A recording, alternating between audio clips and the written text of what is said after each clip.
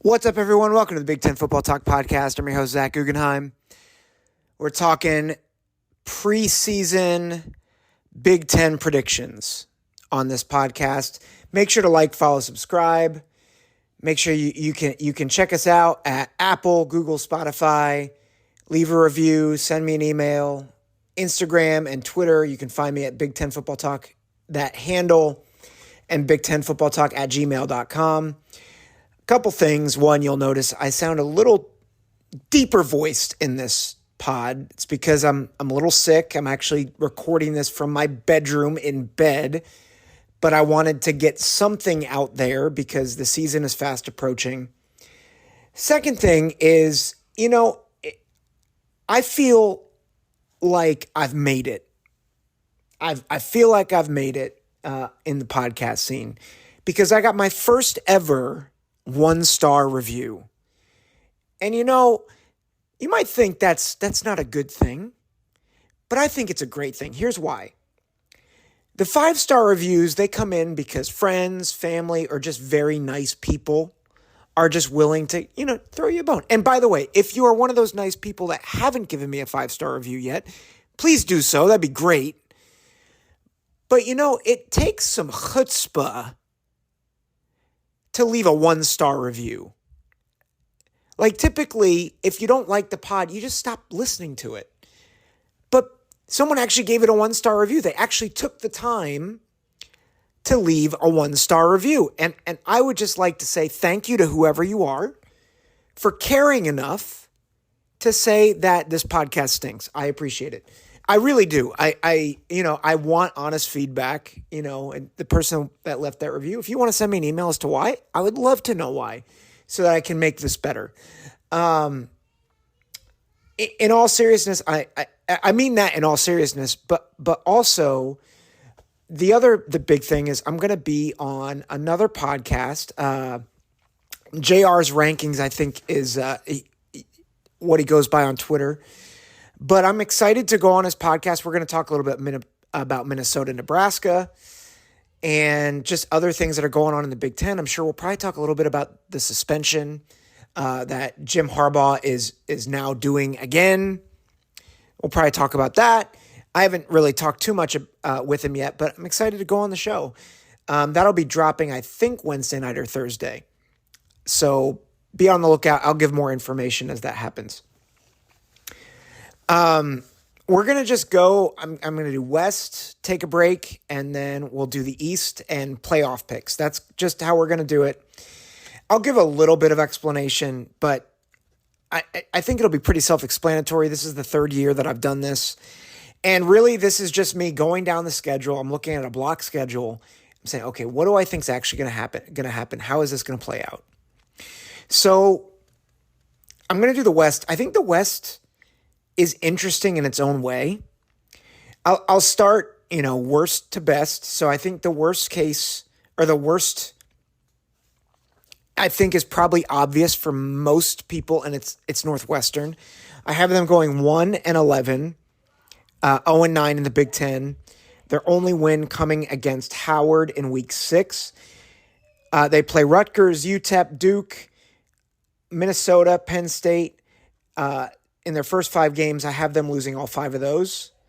They lose to Howard, then they have a bye week, and then they get Nebraska, Maryland, Iowa, Wisconsin, Purdue, and Illinois. I think if you heard my best case, worst case, I didn't think their ceiling was very high. I don't expect much out of David Braun's squad. Just there's a lot of confusion. There's a lot of, I think, frustration between the athletic department and the president and the coach and the players. There's just a lot of mess right now in that program. And it's a shame. It's a shame. You have former players coming to the defense of Pat Fitzgerald. You have the players and the coaches, saying Northwestern against the world. You have the president saying that's insensitive. And it's like, what? So there's just a lot going on. And I think it's going to be good for Northwestern just to get to football. But the reality is, I don't think you get better with all this. And so I think they might be motivated. They might be all those things. But I think the distractions are really going to get to them. And they're just not very talented. So 1-11, I have them going 1-11 in the Big Ten, or 0-9 in the Big Ten, and they finished 7th in the West. At 4-8, 2-7 in the conference, finishing 6th, I have Nebraska. There's a reason why you bring in Matt Rule. And the reason why you bring in Matt Rule is because your program's a dumpster fire. You don't bring in Matt Rule because he's a rock star. You bring in Matt Rule because he's a builder, right? He rebuilt Temple. He rebuilt Baylor. The first couple seasons, the first season at Baylor and the first few seasons at Temple, they were not good, right? I think it's 1 win and 2 wins. And so people have to understand that this Nebraska squad, I think there's a lot of excitement and a lot of enthusiasm. They got some good transfers. But the reality is, I just don't think it's going to be there in year one. So I have them losing the first 2 games. They have Northern Illinois and Louisiana Tech in their non-conference. I think those are wins. But then I think they lose to Minnesota. They lose to Illinois. They get the bye week. They beat Northwestern. I think Purdue is a swing game. And I went into the season thinking that Purdue was going to be really bad, and then I saw some of the transfers, and I think Ryan Walters is going to be a good coach. Hudson Card is maybe a top half quarterback. So I have Nebraska losing that game, even though it's at home. I have them beating Michigan State, but then I have them losing to Maryland, Wisconsin, and Iowa. I think Maryland's going to be a borderline top 25 team this year. I think Wisconsin and Iowa are both going to be much improved from a year ago. So I have Nebraska at 4-8, finishing 6th in the division. Finishing 5th in the division is Purdue. And I have them just missing out on bowl eligibility, 5-7, 3-6 in the conference. I really wanted to put them at 6-6, but I think that Fresno State opener is a lot trickier than people are giving it credit for. And so I have them losing in the opener.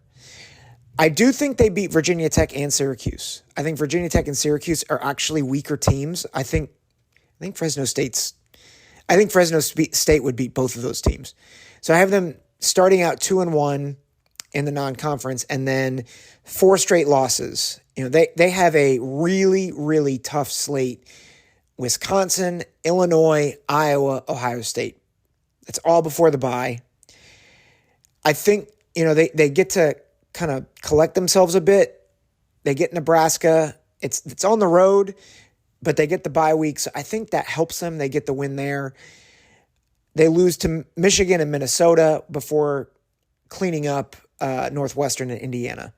So they win the Old Oak and Bucket game. I think they build they build into next season, just missing out on bowl eligibility. They're 5th in the division. Finishing 4th, I have Minnesota at 6-6, 4-5 in the conference.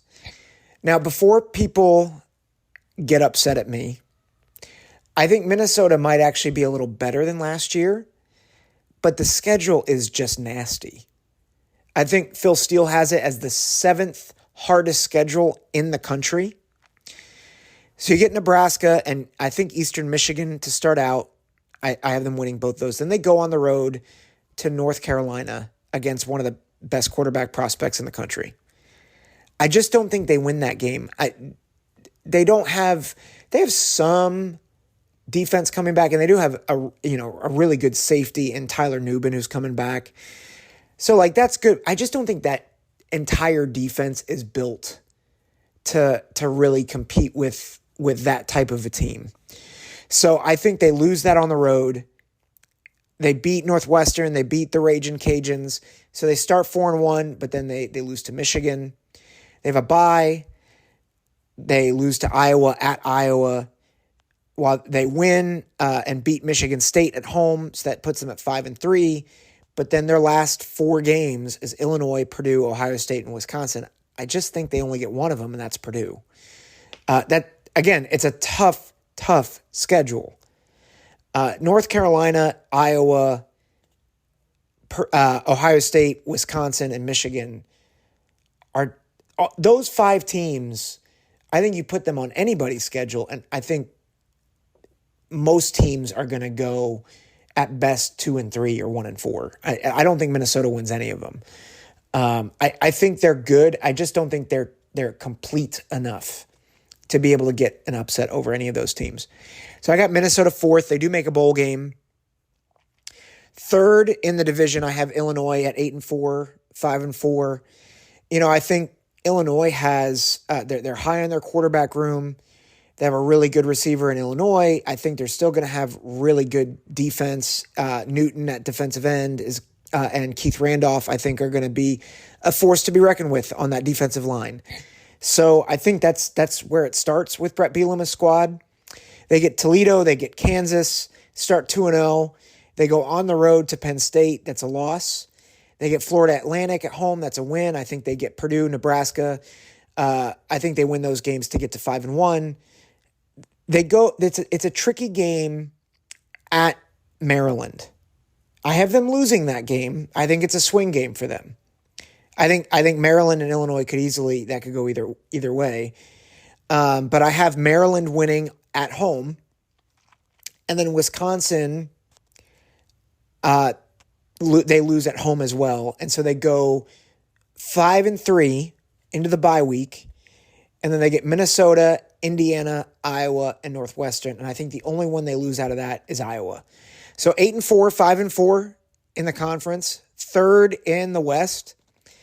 And then I've said ad nauseum, I think Iowa and Wisconsin are going to be the best versions of themselves this year.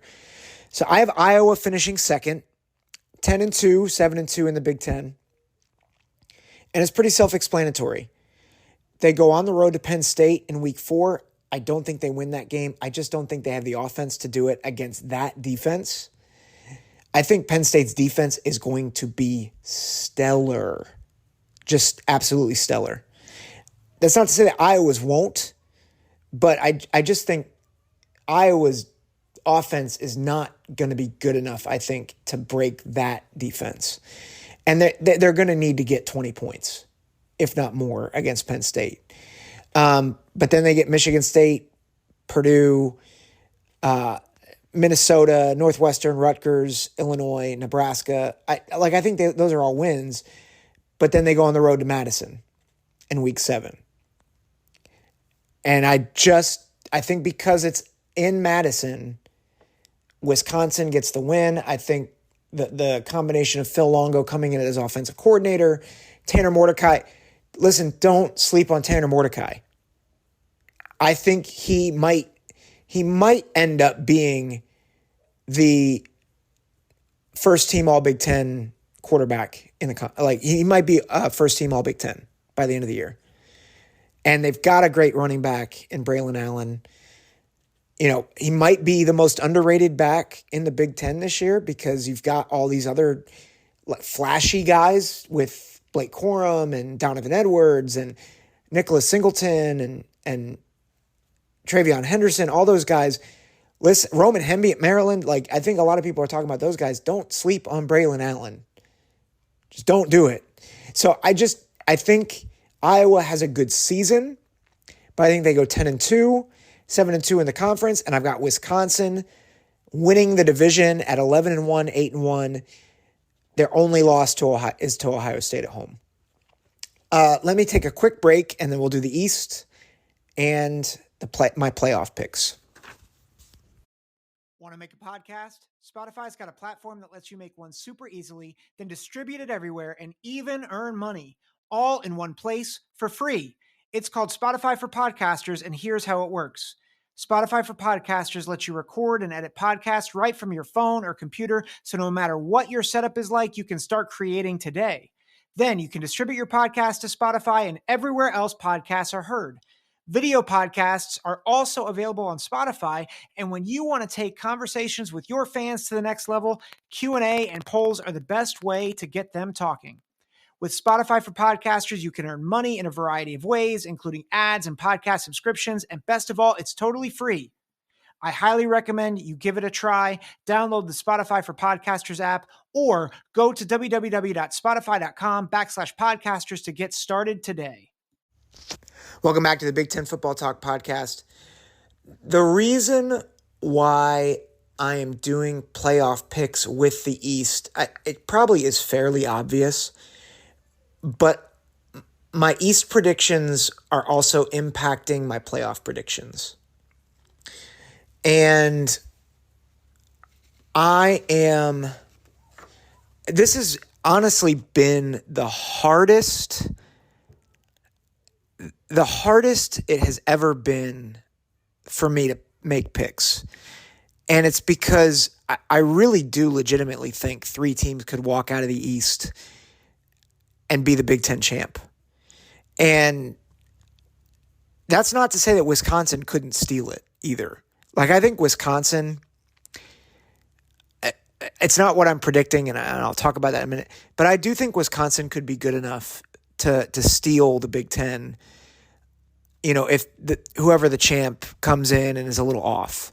Like, they're much better than the past 2 previous West champions, in my opinion. So I really do think that there's 4 possible playoff teams in the Big Ten, but my playoff picks are going to be determined by the East. So that's why I'm talking about them together. Let's go again, worst to best. And so my last place team in the division is Indiana. This really shouldn't be a shock. I've got them 2-10, 0-9 in the conference. They open with Ohio State. They lose that game. They get Indiana State. They win. Go on the road to Louisville. Listen, Louisville is I think could be an ACC dark horse team. It's a rough time for Indiana to have Louisville. Akron, they get a win there, but then it's just straight losses the rest of the way. Maryland, Michigan, Rutgers, Penn State, Wisconsin, Illinois, Michigan State, Purdue, I think they lose all of those. And I think Tom Allen gets fired at the end of the year. So I've got Maryland 2-10, 0-9. In 6th place, I have Rutgers. Sorry, I realized I had something in here that I didn't realize. But Rutgers I have at 4-8, 2-7. And I have them winning their first 2 games, Northwestern, Temple. I didn't know what to do with Virginia Tech because Virginia Tech is really down.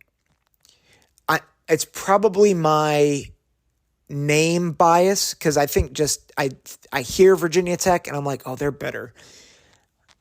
I don't think Virginia Tech is unbeatable for Rutgers, but I just don't think it's going to happen, even though it's at home. I just think Virginia Tech probably has a little bit more than Rutgers. So I have them losing to Virginia Tech. They lose to Michigan. They play Wagner. They beat Wagner.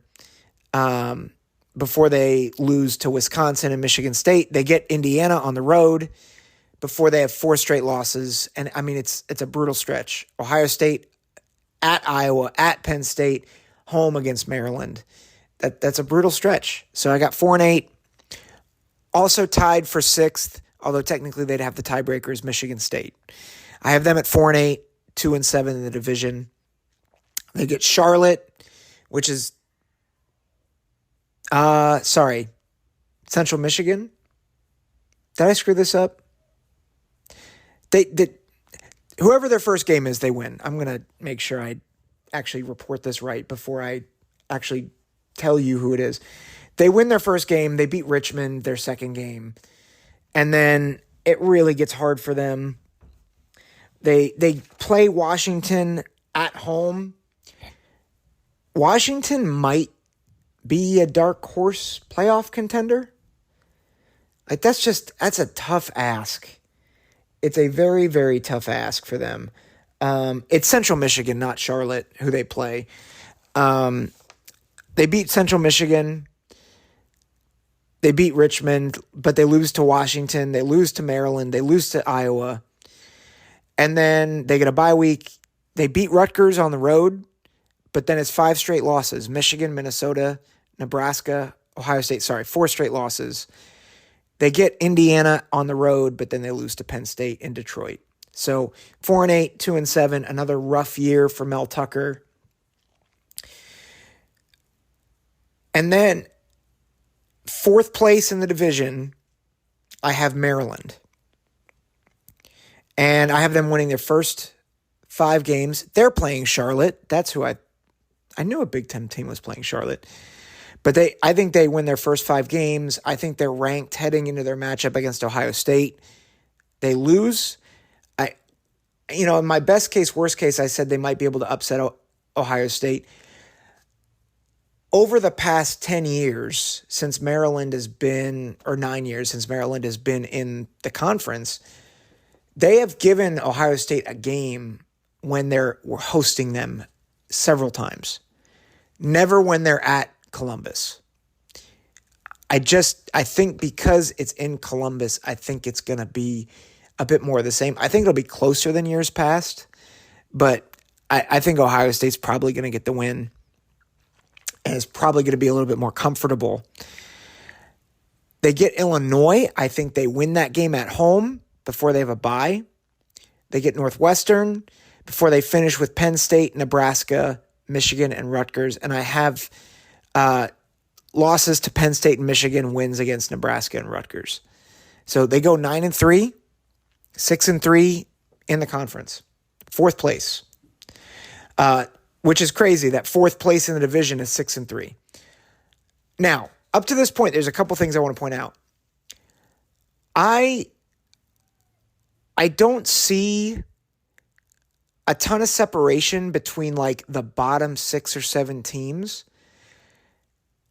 And I think the top 6 or 7 teams, there's actually quite a bit of a gap, in my opinion. Now, I could be wrong in that, but I think Maryland is a good bit better than most of the other teams in the Big Ten outside of Iowa, Wisconsin, Penn State, Ohio State, and Penn State. Did I say that?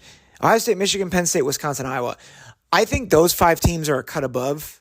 I think Maryland is like a bit below that, and I think everybody else, like I think Illinois and Minnesota are maybe a tier below that, and then everybody else is kind of down there a bit.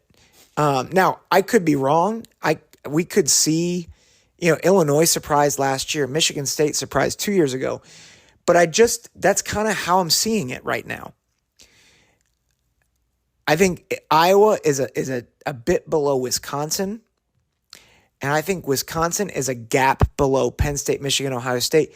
But then you get to Penn State, Michigan, Ohio State, and I'm like, man, this is tough. This is tough. I think they're 3 of the top 5 teams in the country. I think if this were next year, I think all 3 teams would be in the playoff. I would not be surprised if all 3 teams got far in the playoff, because I think they have answers everywhere. I think all 3 teams have guys at all 3 levels of the defense. I think the quarterback play will be good to great at all 3 schools. I think, obviously, all 3 schools have really good running back rooms. Like, all 3 are top 5 in the country. And then, each team is relatively complete. I think Ohio State, their tackles are a question mark for sure, but their skill positions are the best in the country. I think Michigan might have the best offensive line in the country, and I think Penn State might have the best left tackle in the country. So I think it's incredibly hard. And so as I thought through this, they're the three teams I've scratched up the most. And what it came down to for me was schedules and matchups. Schedules and matchups. So I'm going to start with Penn State. I think if Penn State is built to beat anybody, it's Ohio State. And, that was it's a point that I think Doug Lesmerises has made on the podcast. I think it's a point that has been made several times in how Penn State's recruited. You look at their secondary. I mean, their secondary is loaded with talent. King, the corner, is just, Marvin Harrison's going to get his, but he's not going to fear Marvin Harrison. He's not going to fear anybody. They always have great safeties. Like, that secondary might be the best secondary in the country. The linebackers are incredible. Their pass rush, I think, matches up extremely well with Ohio State's tackles. So I think Penn State gets Ohio State in Columbus. And before everybody says, but it's in Columbus, Ohio State's at home, Ohio State at home, it doesn't matter. It just doesn't. Ohio State's they don't have a great home field advantage. I think Penn State gets them on the road. So I've got Penn State beating Ohio State in week 8.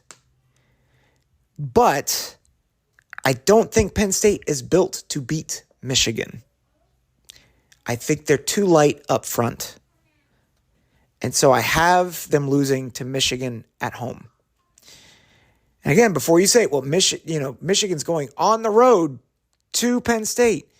Yes, but look at the size of Penn State's defensive tackles. I think of last year, and I mean, they just pounded the rock over and over and over and over. And I think it will probably be more of the same, especially because I don't think Penn State's receivers are good enough to really blow it open early. I think the way that Penn State's pathway to victory would be to get up 2 or 3 scores, and I'm just not sure they have the personnel outside to do it. They have a great tight end. Their running backs are great. I just think the talent out wide is going to hold them back. I have Penn State finishing 11-1, 8-1 in the conference. Let me talk about Ohio State and Michigan. Because I've already said that I think Ohio State's going to lose to Penn State. And I think Michigan has had Ohio State's number. And so this was actually the game that I had the most consternation on. Was the game, Ohio State, Michigan. And I'm not very high on Ohio State's chances. I wasn't, at least. I went back and watched the Ohio State, Michigan game, which as a fan was brutal. But what was brutal about it was not that I didn't feel like Michigan dominated that game. Like the score said. I think Ohio State was very close to being up 17-3.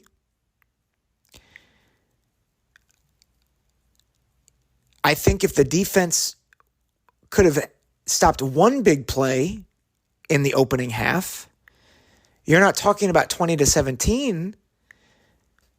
You're talking about 27-10. And that puts all the pressure on Michigan. Now, that's saying if Cade Stover doesn't drop a couple of key balls on 4th down. But the reality is they didn't have a healthy running back room. Cade Stover was beat up. Granted, it was at home. But the more I watched that game, I was like, man, there wasn't as much separation between Ohio State and Michigan as I think the score said. And it was 45-23. They whooped up on them on the scoreboard, and especially in the fourth quarter. But like, what if Ohio State gets them out of their game plan? What if it's like the TCU game, which they certainly have the firepower to do? And then I looked at Michigan's schedule. Michigan's schedule is very easy. Their first 4 games, East Carolina, UNLV, Bowling Green, Rutgers. Then they get Nebraska, Minnesota, Indiana, Michigan State. They should cruise to 8-0. But then they get Purdue, who I think has a good quarterback. Then they go to Happy Valley. And then they go to Maryland. And listen, I don't think they're going to upset Michigan. But like, it is really hard to go back-to-back on the road against 2 probably top 25 caliber teams and then go and face your rival. And they're not doing beat Ohio State periods anymore. They're doing beat Georgia periods. Now, maybe they're still doing Ohio State periods, but they're focusing on Georgia. They're focusing on all these things, all these other things. I think Ohio State gets them in Ann Arbor. I think Ohio State gets it done in Ann Arbor. I would not be shocked if I'm wrong on that, by the way. Maximum hedging for me right now. But I'm picking Ohio State to beat Michigan in Ann Arbor. And I think Michigan and Ohio State also finish 11-1, 8-1 in the conference, which means the tiebreaker goes to the team that has the best crossover opponents. So West Division, which would go to Ohio State, because Wisconsin surely trumps anything that Penn State's got. Penn State's got Iowa, but they also have Northwestern. Northwestern's going to sink them. So my guess is Penn State will not have the best West Division crossovers, especially the way I have it. And then Michigan and Ohio State share their West Division opponents, except it's Nebraska and Wisconsin. They split those. So if everything is, let me just make sure I'm doing this right to make sure that I'm not screwing this up. Yeah, like I think even though I have Illinois and Iowa doing quite well, Northwestern really sinks Penn State.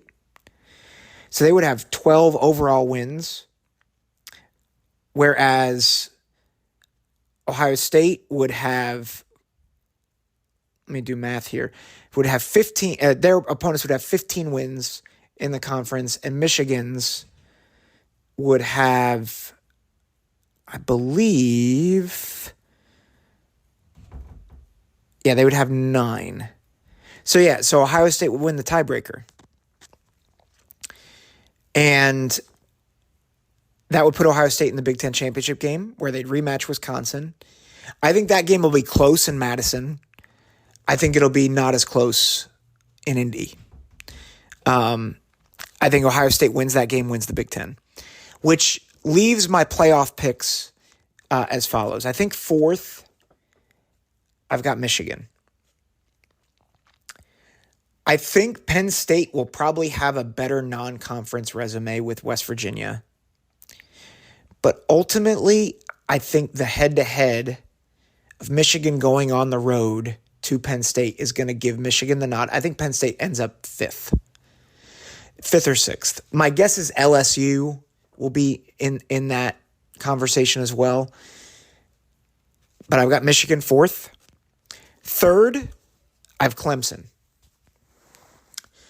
I tried my hardest to keep Clemson out because I'm just not sold on them. But you know what? I look at their schedule and I can't find many losses on it. Like, I think Duke over Clemson is a trendy upset pick. I think Duke's good. I just don't think they have the talent for it. I think they play Notre Dame. I watched Notre Dame.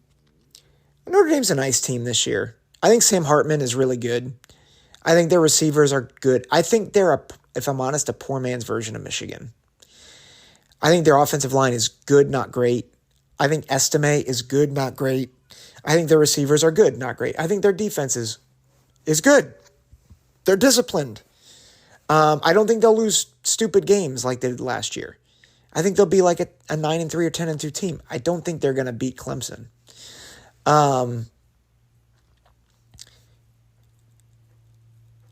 And so I think Clemson there's probably one loss in there, but I still think they win the conference. They beat Florida State. And I think the strength of the ACC will get them to 3. I've got Ohio State 2. I think you could make an argument that you flip everything in my picks and put Ohio State 1 on the strength of their schedule. Because they'll have a win at Notre Dame. They'll have a win at Michigan. They'll have a win at Wisconsin, plus a neutral site win over Wisconsin. I think Wisconsin's going to be top 12. So I think they're going to have the best resume out of any playoff team. But I think you got to give the number 1 seed to the undefeated, reigning 2-time defending national champions, and that will be Georgia. Georgia's schedule is a joke. I think people are really high on Tennessee, and I don't think they should. I think Georgia is going to run right through them. I think the LSU hype is good. I'm still not sure that they don't get past Bama. I said LSU might be 5th or 6th. I also might put Bama in there. I think Bama's quarterback play is going to hold them back. But ultimately, I have Georgia 1, Ohio State 2, Clemson 3, Michigan 4. I think Bama, LSU, Penn State USC are all on the outside looking in. And that'll do it. That's my preseason picks for 2023. Bookmark this so that in 5 months you can tell me how I got nothing right, because inevitably that's what happens. Remember, 2 years ago I picked Texas A&M to be number 1. That blew up in my face. So cheers, right? I'll say one last thing. I think Penn State next year, I think they're poised to take the conference by storm next year. I would not be surprised if they're in the playoff this year, but you look at who the conference is losing versus who's coming back for Penn State next year. Ohio State is going to lose a lot of their firepower, a lot of the key guys on defense. Michigan's going to lose a lot of key guys on their team. My guess is both their running backs are going to be gone. A lot of their offensive line is going to be gone. I think Penn State next year has a better shot. I think their shot, even though I'm not predicting it, I still think Penn State has a really good shot to get to the playoff this year. So all that being said, these are my preseason picks for 2023. Let me know what you think. Leave a review. Send me an email. This has been the Big Ten Football Talk podcast. This is Zach Guggenheim signing off. Take care. God bless.